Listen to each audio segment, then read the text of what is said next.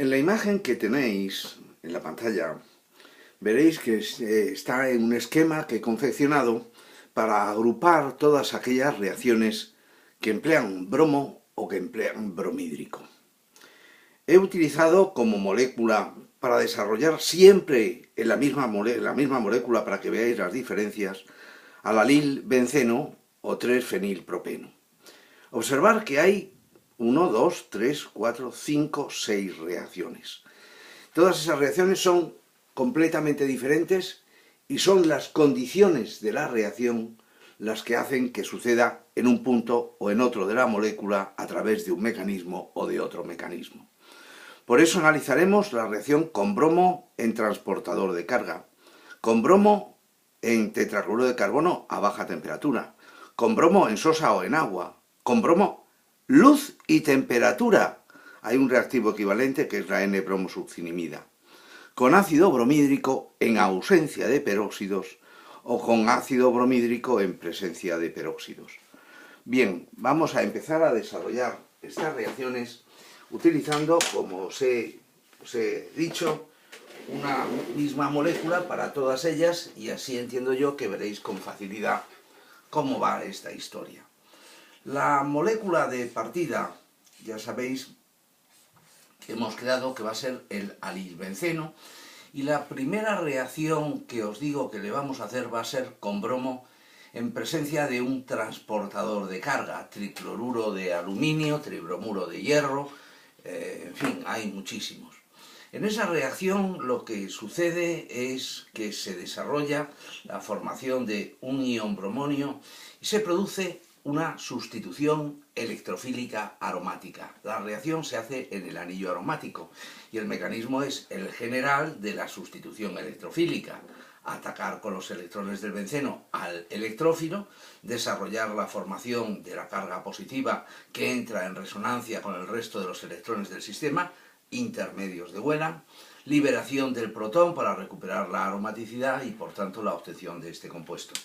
Bueno, pues ya tenemos la primera reacción. Si me dicen que haga la reacción con bromo y un transportador de carga, la desarrollaremos en el anillo aromático evaluando que el sustituyente sea activante o desactivante, porque entonces hay que hacerla en orto, en meta o en para, donde proceda. La segunda reacción que os propongo es tratar con bromo en tetracloruro de carbono a baja temperatura, que es la adición electrofílica al doble enlace. El mecanismo de la adición de bromo al doble enlace, os lo recuerdo más o menos así con cierta rapidez, cómo se formaba el ion bromonio, cómo este ion bromonio evolucionaba al estado de transición, al intermedio de reacción, que teóricamente sería un carbocatión, pero habría que encontrar algunas cosas para explicar que no transpone. Y a ese orbital vacío sabéis que le ataca el ion bromuro y por tanto se obtiene el derivado dibromado, el bicdialuro. Cuando hacemos esta reacción con bromo en tetracloruro de carbono, no debemos perder de vista que las adiciones de bromo son una de las reacciones que se hacen en trans, que se hacen en anti. Por lo que ya tenemos una segunda reacción, la adición de bromo en tetracloruro de carbono, como ejemplo de la adición electrófila a un doble enlace. Ahora vamos a volver a emplear bromo, pero en vez de utilizar un disolvente inerte, vamos a utilizar sosa o agua. Se ve más claramente con la sosa. Volveríamos a empezar a contar el proceso de cómo sale el ion bromuro, de cómo se forma el ion bromonio, de cómo se genera el orbital vacío. Pero un momento, si vosotros habéis puesto sosa como disolvente, va a formar bromuro de sodio y quien ataca al orbital vacío sería el agrupamiento hidroxilo, lógicamente en trans. Por tanto, si empleamos o si utilizamos bromo y en vez de un disolvente inerte empleamos sosa o empleamos agua, se nos forma la bromhidrina. La bromhidrina la utilizan, es una molécula que tiene mucha utilidad en los problemas de examen para hacer una sustitución nucleofílica interna que se llama la deshidrohalogenación de la alohidrina y que sirve para obtener epóxidos. Hacemos de nuevo otra reacción. La siguiente reacción, un momentín, que volvamos a pintar nuestra molécula, que es un benceno que tiene un radical alilo y vamos a ver cuál es la siguiente reacción de la lista. Ahora he puesto con bromo, luz y temperatura o bien con la N-bromosuccinimida. Con bromo 2, luz y temperatura, lo que sucede es que se producen roturas homolíticas formando radicales libres. Vamos a pintar el bromo, lo vamos a pintar por aquí para que lo veáis mejor. La reacción, al hacerla con energía, puede romper enlaces. Fijaros que la rotura es homolítica, se separan los bromos llevándose cada uno de ellos su electrón, se separan hidrógenos pero también en forma de radicales, dejándome un orbital con un electrón desapareado. Este hidrógeno radical con este bromo mismamente me va a formar una molécula de ácido bromhídrico y a ese carbono radicálico le va a atacar el átomo de bromo formando un nuevo compuesto. No hay que olvidar que podría haber resonancias radicálicas con el doble enlace, pero no vamos a entrar en ello por no complicarlo. En el bromo radical ataca al carbono radical y se me formaría este compuesto.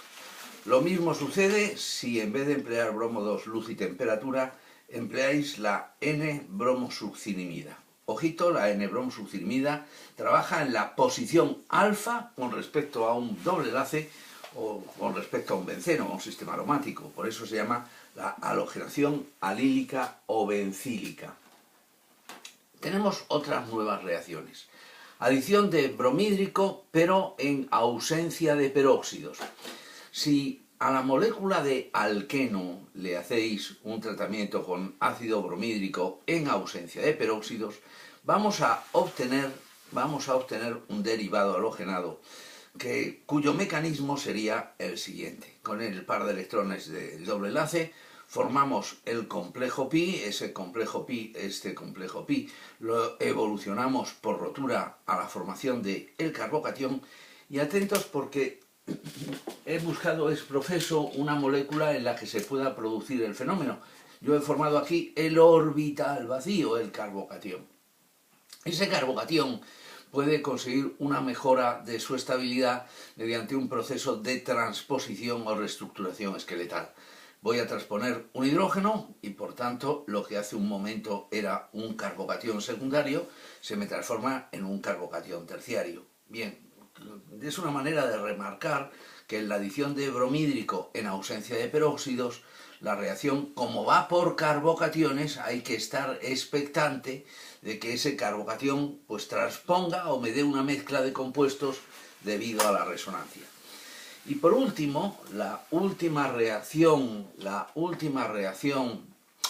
que he consignado aquí en este esquema de reacciones con bromo bromhídrico es con bromhídrico en presencia de peróxidos.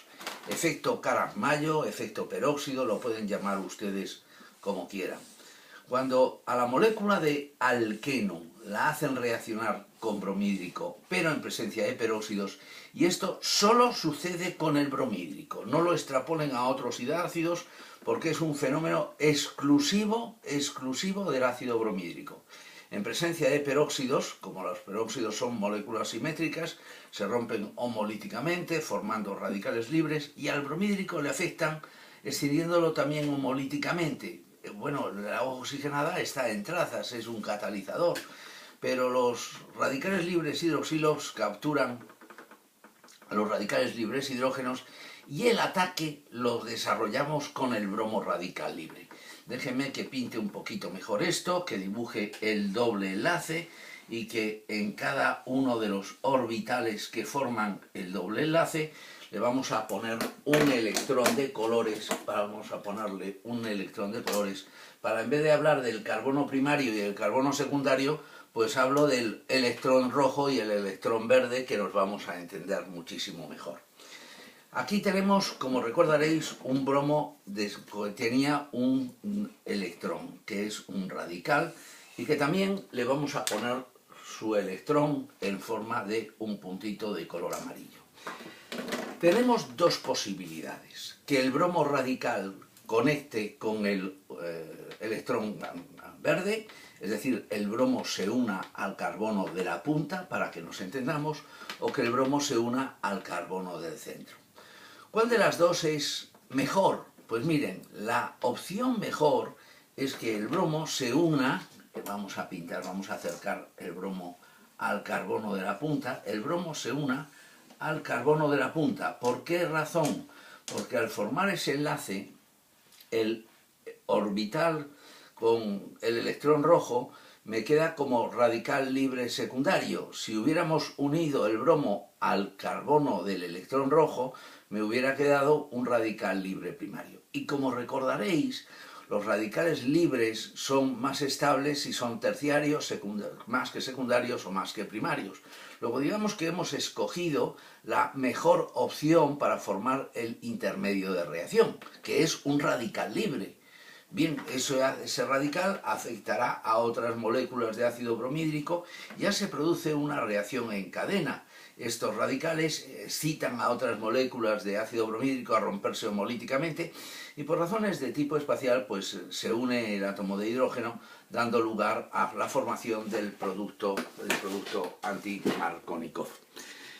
Bien, entiendo que el esquemita que les he hecho, me parece que está estupendísimamente para hacer un repaso detallado y pormenorizado de todas las reacciones que hay con bromo o con ácido bromhídrico. Recuerden, la sustitución electrofílica aromática, la adición de bromo para obtener el trans 1,2-dibromo, con bromo en agua para obtener la aloridrina, con bromo 2 luz y temperatura para hacer sustituciones radicálicas, con bromhídrico en ausencia de peróxidos para hacer adiciones electrofílicas y con bromhídrico pero en presencia de peróxidos es la adición anti-Markovnikov y el proceso va por la formación de radicales libres.